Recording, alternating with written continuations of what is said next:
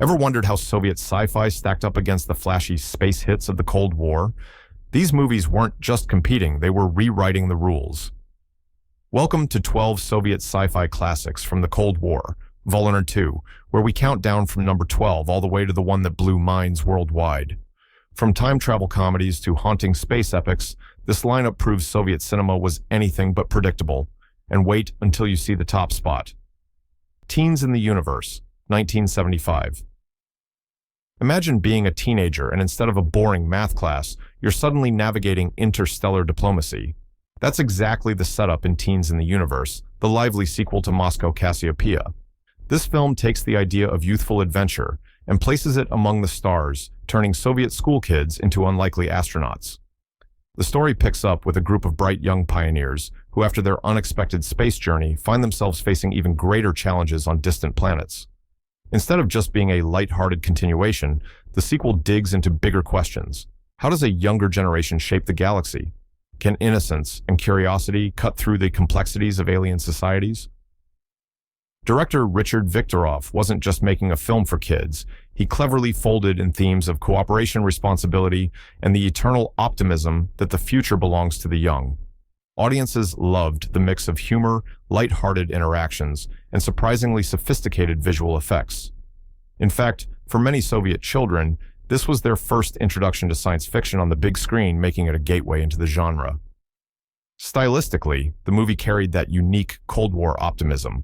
Unlike darker Western sci-fi of the time, which often leaned toward dystopian futures, Teens in the Universe radiated hope. Yes, the challenges were real, but the message was clear. A united, imaginative generation could take humanity forward. The legacy of Teens in the Universe has lasted far longer than expected. It's often remembered with nostalgia, but also with respect for how boldly it aimed to inspire kids not just to dream about rockets, but to dream about solving problems across galaxies. A youthful, colorful adventure that still feels oddly fresh. Moscow Cassiopia, 1974. Before there were teens saving the universe, there was the wild idea of Soviet school children launching into space by accident. That's the premise of Moscow Cassiopia, a film that blended comedy, coming-of-age chaos, and science fiction in a way that was uniquely Soviet. The plot follows a group of teenagers selected for a grand scientific mission. What was supposed to be a carefully planned space voyage becomes something entirely different when the teens end up in the driver's seat of a mission way bigger than them. What stands out here isn't just the sci-fi setup, but the social commentary tucked into the humor. These weren't seasoned cosmonauts. They were students, complete with quirks, arguments, and awkward charm. The director Richard Viktorov captured something rare, the excitement of discovery filtered through the lens of youth. For Soviet audiences in the 1970s, this was more than entertainment. It was an invitation to imagine themselves in the stars, not as soldiers or politicians, but as regular people whose curiosity was enough to carry them across light years. The effects for their time were playful but inventive, with bright visuals that captured young viewers and amused older ones. But beneath the laughs, the movie asked a clever question. If the future really belonged to the next generation, what would it look like when that generation took the controls early? What makes Moscow Cassiopea special is that it didn't treat science fiction as a distant, cold genre. Instead, it made space exploration feel like an extension of teenage life, complete with friendships, rivalries, and the thrill of the unknown. The movie struck a balance that few films have achieved since, a light-hearted comedy that still carried the gravitas of the Cold War race toward the future. It set the stage perfectly for its sequel, while also establishing itself as a standalone classic. Decades later, its optimism still feels contagious. Planet of Storms, 1962. Before the glossy space blockbusters of later decades, the Soviets were already storming Venus. Planet of Storms is one of those films that proved Soviet filmmakers didn't just want to dream of space, they wanted to visualize it with all the strange, dangerous glory they could imagine. The story follows a team of Soviet cosmonauts on a mission to Venus, battling hostile conditions, bizarre landscapes, and the kind of existential tension that only deep space can deliver. There are bubbling lava rivers, prehistoric creatures, and a robotic companion named John, who quickly became a fan favorite. For 1962, the effects were striking. Models painted backdrops and practical tricks created a version of Venus that felt both threatening and oddly beautiful. What makes this film stand out is its mixture of hard science fiction and pure adventure. On the one hand, it took real planetary science seriously, imagining Venus as a place of crushing heat and unpredictable dangers. On the other, it leaned into pulpy fun with explorers dodging hazards and grappling with survival in alien terrain. The Cold War context looms large. At a time when space exploration was both a competition and a symbol of progress, Planet of Storms wasn't shy about showing Soviet astronauts as daring, intelligent, and resourceful. But unlike American space films of the era, this wasn't about lone heroics. It was about teamwork, resilience, and pushing forward together.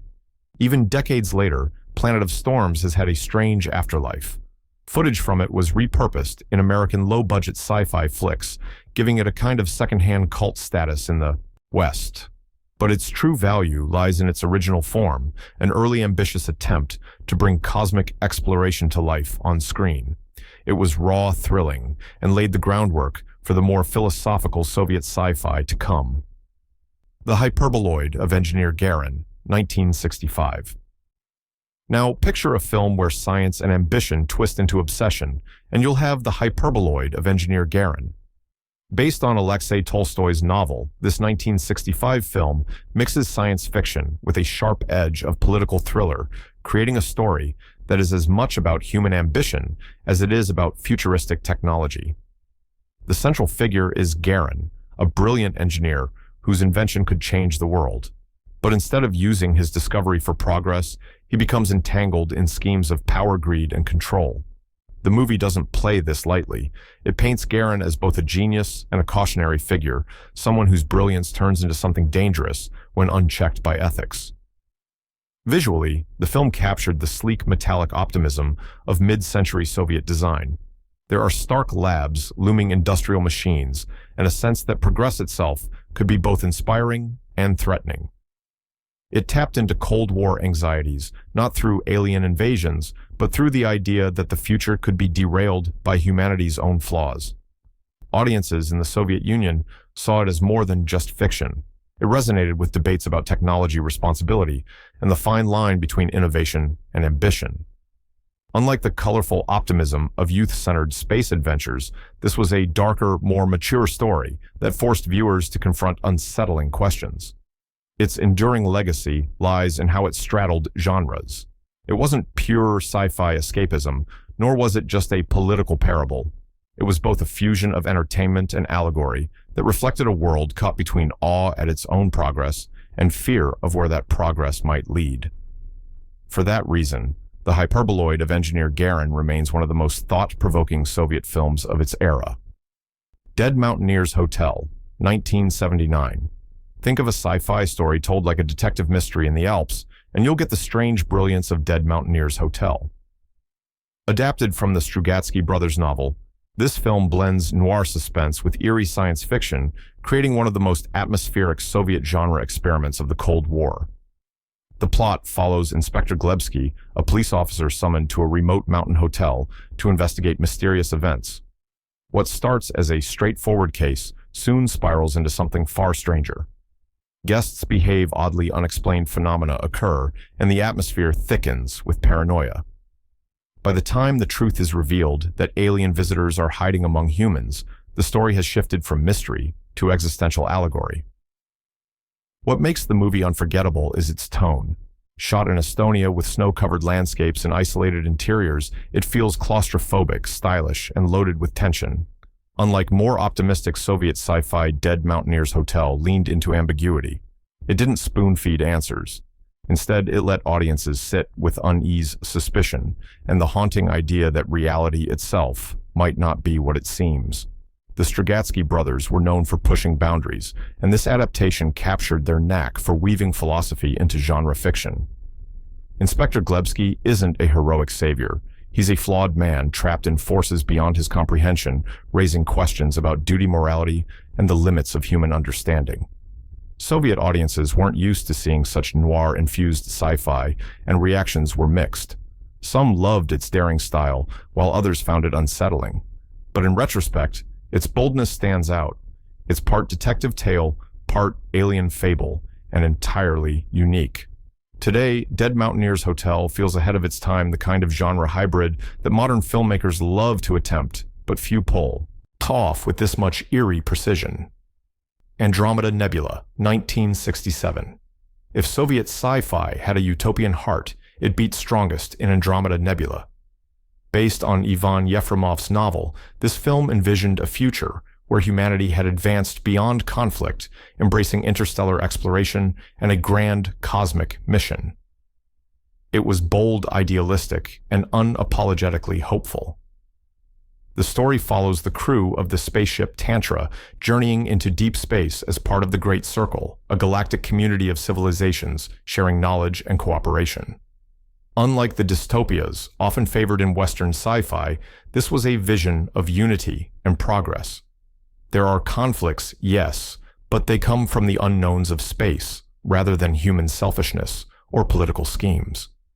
Visually, Andromeda Nebula was stunning for its time. Sleek spaceship designs, vast planetary landscapes, and dreamlike cosmic imagery gave audiences a sense of scale rarely seen in the 1960s. The production aimed to inspire awe, and it succeeded. The deeper impact, though, lay in its ideology.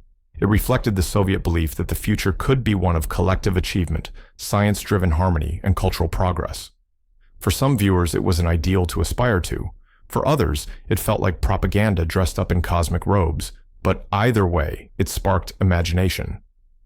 Interestingly, the film's hopeful tone set it apart from much of global sci-fi. While American cinema often emphasized the dangers of space or alien invasions, Andromeda Nebula asked audiences to picture the opposite: cooperation, exploration, and the triumph of reason.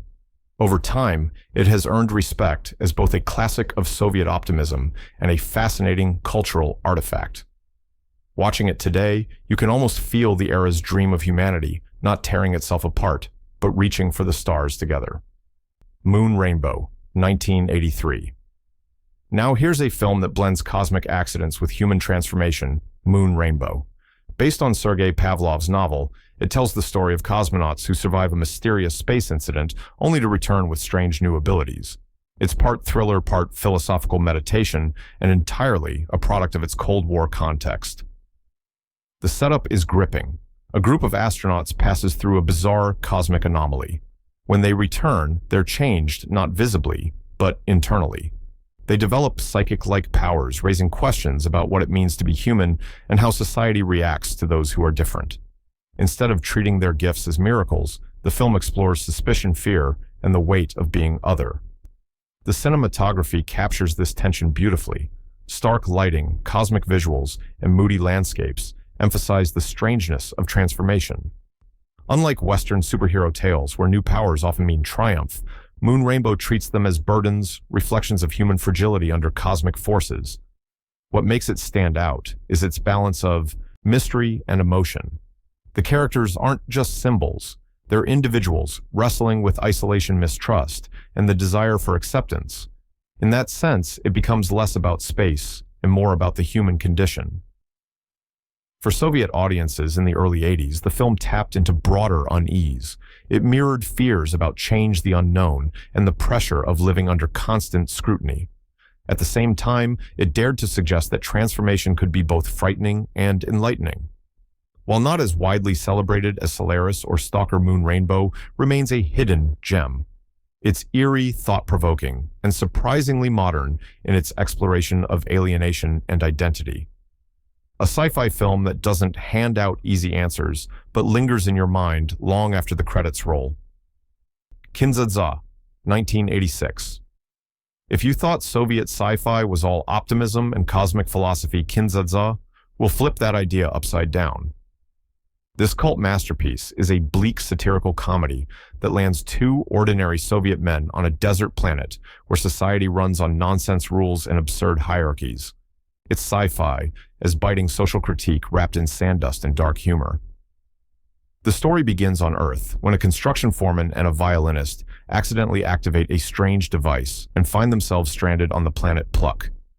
What follows is a surreal nightmare of scarcity, where a single matchstick holds more value than gold, and the population follows bizarre customs enforced by cruel logic. Instead of dazzling technology, the future here is shabby broken and painfully relatable. Visually, the film embraced minimalism. Rusty contraptions, barren wastelands, and ragged clothing created a dystopia that felt disturbingly possible. The lack of glossy sci-fi sheen wasn't a weakness, it was a statement. The future isn't always sleek. Sometimes it's just survival in the dust. What makes Kin-dza-dza unforgettable is its allegory. Audiences instantly recognize the satire with its commentary on social divisions, conformity, and the ridiculousness of arbitrary status systems. Even its made-up language, the guttural Q, used by Pluk's inhabitants, became iconic, a shorthand for the absurdity of power and obedience. At the time, it was a shock. Released in the late Soviet era, it mirrored disillusionment with promises of progress. Yet through its humor, it also became beloved. Generations later, its lines are quoted, its images referenced, and its message still resonates. In short, Kin-dza-dza is proof that Soviet sci-fi wasn't afraid to laugh even bitterly at itself and at humanity. A dark comedy that asks, if the universe is absurd, how do we keep our humanity intact? Per Aspera Ad Astra, 1981. At number 3 comes a film that blended cosmic spectacle with emotional depth, Per Aspera Ad Astra, also known internationally as Through the Thorns to the Stars. Directed by Richard Viktorov, this movie stands as one of the most ambitious Soviet sci-fi productions, dazzling audiences with visuals and a storyline that pushed far beyond standard adventure. The plot revolves around Nia, an alien woman rescued from a derelict spaceship. She is the lone survivor of genetic experiments, unable to remember her past, but carrying strange abilities. As humanity welcomes her, she becomes both a symbol of hope and a mirror of fear, sparking debates about what it means to accept someone who is different. Eventually, she joins a mission to her dying homeworld, a planet poisoned by pollution and corruption, forcing her to confront both her origins and her destiny. Visually, the film was spectacular. Sets, costumes, and cosmic effects were crafted with detail rarely seen in Soviet cinema. It had grandeur, futuristic cities, alien landscapes, and striking design that pulled viewers deep into its universe. For many, it felt like the Soviet answer to big-budget Western sci-fi, though, with its own philosophical spin. The themes carried weight. Nia's struggle with identity, memory, and responsibility struck emotional chords. The dying alien planet reflected anxieties about ecological collapse, while her acceptance into human society spoke to universal questions of belonging. It wasn't just spectacle, it was allegory with heart. The film's release was a sensation. It became one of the most popular Soviet sci-fi films of the era, remembered not only for its visuals, but also for its idealism. Decades later, it still carries emotional power. In a lineup full of experiments and allegories, Per Aspera Ad Astra stood out as a rare blend of sweeping adventure and human storytelling. Solaris, 1972. At the very top of the list sits Solaris, a film that didn't just define Soviet science fiction, it redefined sci-fi worldwide. Directed by Andrei Tarkovsky, this 1972 masterpiece isn't about flashy space battles or futuristic gadgets. It's about the deepest reaches of the human mind, the weight of memory, and the haunting power of grief.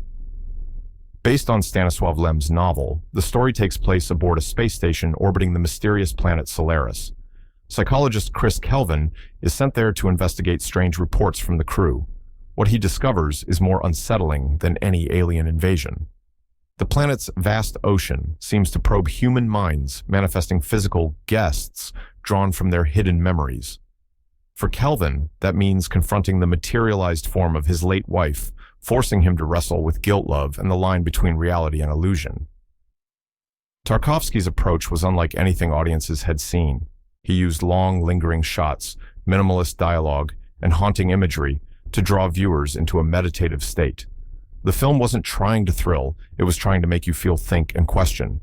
The stark contrast between sterile space interiors and the organic, pulsing presence of Solaris itself created a visual metaphor for humanity's fragile grip on understanding.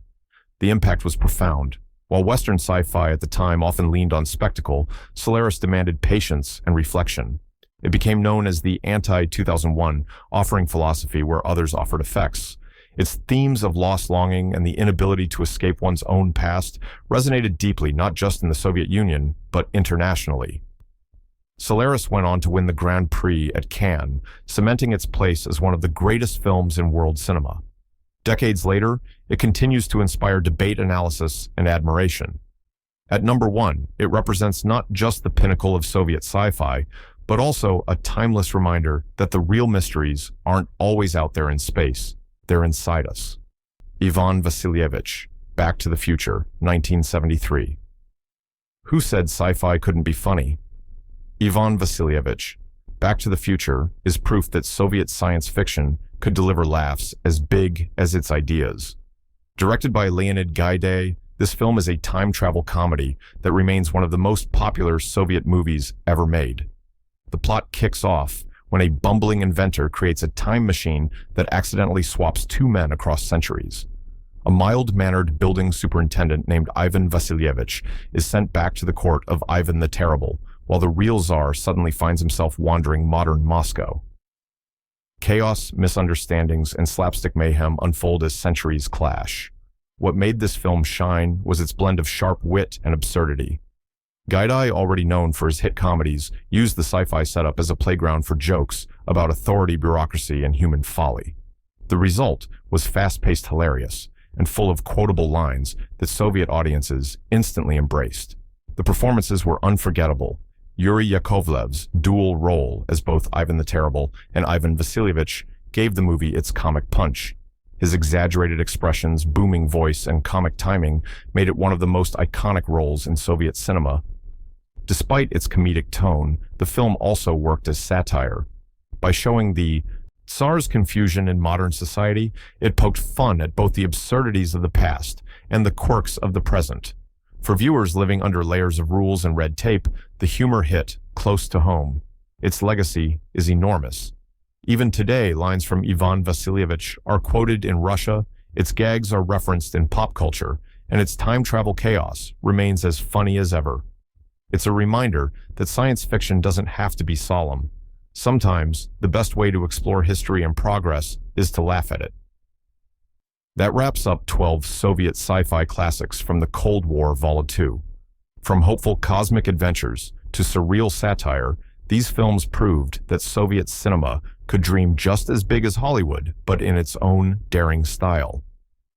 Which entry surprised you most? Drop a comment, hit subscribe, and share this list with fellow film fans. The universe of Soviet sci-fi is vast, and we've only just begun exploring it.